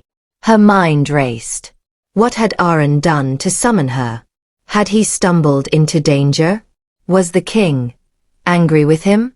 The questions tumbled, unchecked, as panic rose like a tide. I should go. Now," she stammered, wringing her hands. Ronan inclined his head. "Yes. The carriage waits. We leave immediately." Liora hesitated, heart hammering. She stole a glance back at the cabin, at the life she had carved out for herself these past days. And then, knowing she could not disobey, or wait, she followed him outside, where a royal carriage gleamed in the morning light, horses stamping impatiently. Every step toward it felt heavy, each one pulled by both dread and longing. As she climbed into the carriage, she kept thinking of Aren, safe, she hoped, but somewhere in the palace, facing a storm she could not see. Ronan settled beside her, silent and alert. The horses' hooves clattered along the forest path, and the trees blurred past. Leora's hands gripped the edges of the seat as fear and anticipation coiled tightly in her chest. "Do you think she began, voice trembling. Ronan's eyes met hers briefly, calm and steady. "He has planned for everything," he said softly. "Trust him." Liora nodded, swallowing hard, though the tension did not ease. Every mile brought her closer to the palace, and closer to the man who had captured her heart, the king who had reclaimed his throne, and the truth she was about to face. The carriage rattled onward, the forest giving way to open roads, and with each turn, the world seemed to hold its breath. The royal carriage rumbled to a halt in front of the palace gates, and Leora's hands trembled as she clutched the folds of her dress. Her mind raced. What could have drawn her here? What danger had finally forced the king to summon her? Ronan stepped forward, bowing slightly. "Your Majesty awaits in the garden." "The garden," Liora echoed, unease prickling at her spine. "Why not the audience hall?" "It's more private," Ronan said, a faint smile tugging at the corner of his lips. He glanced at her with a look that said he knew more than he was saying. "Come." The palace corridors seemed impossibly long as she followed him, every echo of her footsteps amplifying her anxiety. Her chest tightened with each turn, her mind imagining the worst. Had Aren gotten into trouble? Was the king now calling for her because of something she had no part in but would pay the price for anyway? Then, rounding the final corner, she froze. Aren stood there, regal, commanding, in royal attire that gleamed beneath the filtered sunlight, a deep navy coat with silver embroidery, the crest of the northern wolf stitched proudly on his chest. His cloak brushed the marble floor, the hood gone, revealing his face in full sharp detail. Her breath caught. Aren. His lips curved in a faint, knowing smile. It is me. But you're the king, she whispered, disbelief threading through awe. All this time. I am, he said, stepping closer, voice calm but carrying the weight of authority. And the hooded figure you trusted in the mountains. That was me in disguise. I had to move unseen to test the court, to see who would betray and who would protect. Her stomach flipped. You did all this, just to protect me? Yes, he said softly, reaching for her hands, his fingers warm and steady around hers. To protect the kingdom, and you. Everything you feared. None of it touched you. Varos Dravain has been dealt with. Every traitor exposed. The court has seen who they truly serve. And now, you should know the truth. Her pulse raced. The truth. That I am here. That the crown is safe. That you are safe. He gestured to the garden around them, paths winding between blooming hedges, fountains sparkling, the scent of roses thick in the air. And that everything, every risk, every move in the shadows, was worth it for the people I care for. Especially you. She swallowed, heart hammering, and tried to steady her voice. I was so worried. I thought. You thought I might be in danger, he murmured, brushing a stray strand of hair from her face. And that's why you were summoned. Because now, it's safe. Because now, I can tell you everything. Her eyes searched his, catching that storm beneath the calm, the responsibility he carried, and the unshakable loyalty he had shown. And now, you're the king, she breathed. Yes, he said, voice low, eyes never leaving hers. Returned. Not just to the throne, but to you. A thrill ran through her chest, warmth pooling in her stomach as he took a step closer. The sunlight caught the silver embroidery on his coat, glinting like steel and fire. She felt grounded in his presence, yet her heart leapt with every measured breath between them. Slowly, almost imperceptibly, he raised a hand, cupping her cheek with a tenderness that belied the power he wielded. No words needed, he whispered, thumb brushing over her skin. Her breath caught. Aren. He leaned in, just enough that their foreheads touched, sharing a heartbeat suspended in the garden's golden light. His warmth pressed against her, steady and real, a tether to a world suddenly safe, entirely theirs. She closed her eyes, letting the tension dissolve, letting relief, awe, and longing converge in that perfect pause. Then his lips met hers, soft at first, gentle, testing, but deepened with a quiet intensity that made her knees go weak. Every fear, every shadow of doubt melted in that kiss. It was slow, consuming, intimate, the kind of kiss that whispered promises without a single word, that anchored two hearts in the certainty of each other. She wrapped her arms around him instinctively, feeling the solidity of his body, the steady strength behind every touch. The world fell away, no palace walls, no courtiers, no schemes. Just them, just the storm and calm of Aren, just the undeniable pull between them. When they finally parted, only slightly, foreheads still pressed together, his voice was a velvet whisper against her lips. Always safe, with me. Sunlight spilled through the stained glass windows, fracturing into golds and ruby reds across the polished marble floor. The nobles murmured beneath their breath, ceremonial robes brushing like whispers of history. The kingdom had gathered to witness the crowning of their king, but Liora barely noticed anyone beyond him. Aren stood at the dais, regal in navy and silver robes. The northern wolf crest gleamed on his chest. Every line of him radiated authority, patience, and command, but it was his eyes, fixed on hers, that made her pulse race. Her fingers tightened around her gown. She had followed Ronan in the royal carriage, panicked that the king might have gotten into trouble, or worse. And now, seeing him in full kingly regalia, standing tall, confident, magnetic, she felt a dizzying mix of pride, longing, and desire. The high priest approached, crown in hand. "Do you, Aren of the North, pledge to rule with honor, to protect this kingdom, and uphold the trust placed upon you by the people?" "I do," Aren's voice rang across the hall, strong and clear. A murmur ran through the council. Varos's gaze swept the hall, landing briefly on Aren with a faint curl of a smirk. But Liora barely registered him. Her world had narrowed to the man before her. Before the crown was set, Aren leaned toward her, so close she could feel the warmth of his breath. "Liora," he murmured, voice low and private. "I am the king. I wore the shadow to see who would betray me. But that day, in the courtyard, when you kissed me, I gained something far more precious than secrets." Her cheeks burned. I. As the gold crown touched his head, sunlight glinting off its edges, Aren brushed a hand along her arm in the gentlest of caresses. No one noticed but her, just a fleeting, intimate spark in the midst of ceremony. The northern guards, disciplined and silent, stood along the side galleries, allowing the moment to breathe while maintaining order. Aren took her hand, pressing his thumb to her knuckles, a soft, private heartbeat that mirrored hers. He leaned just close enough to whisper in her ear, "No one else matters here, Liora. The court, the titles.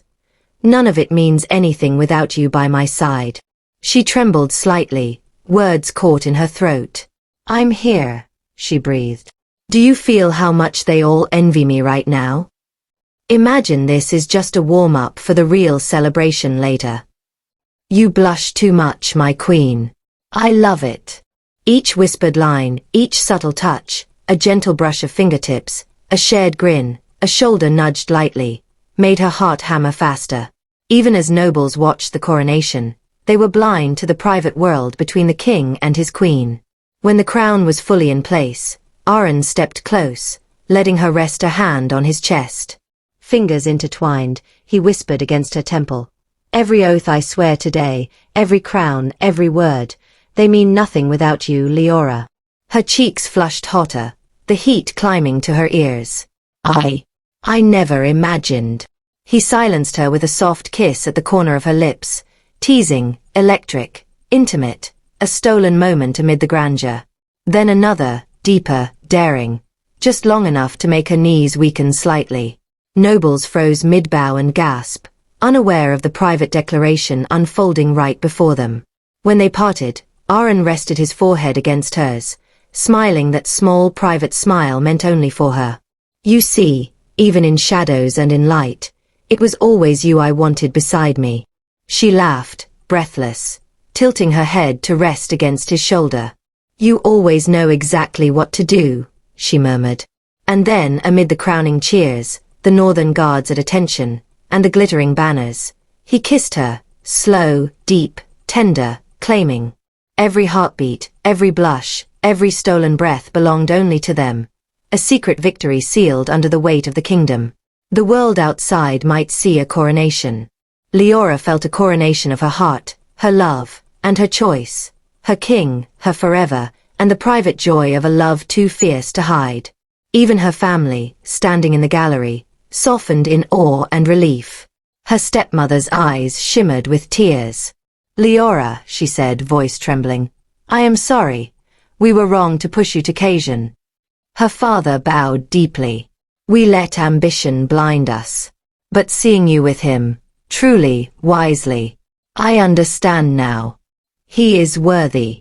Aren leaned slightly closer, brushing a strand of hair from her face, voice low, intimate. "They see it now, but I've always known. Always you, Liora." She felt herself melt under the gaze, under the touch, under the quiet thrill that the man who had conquered shadows, traitors, and treacheries for her heart, had done it all, just to hold her this way. And then, amid the crowning cheers, the northern guards at attention, and the glittering banners, he kissed her, slow, deep, tender, claiming. Every heartbeat, every blush, every stolen breath belonged only to them. A secret victory sealed under the weight of the kingdom.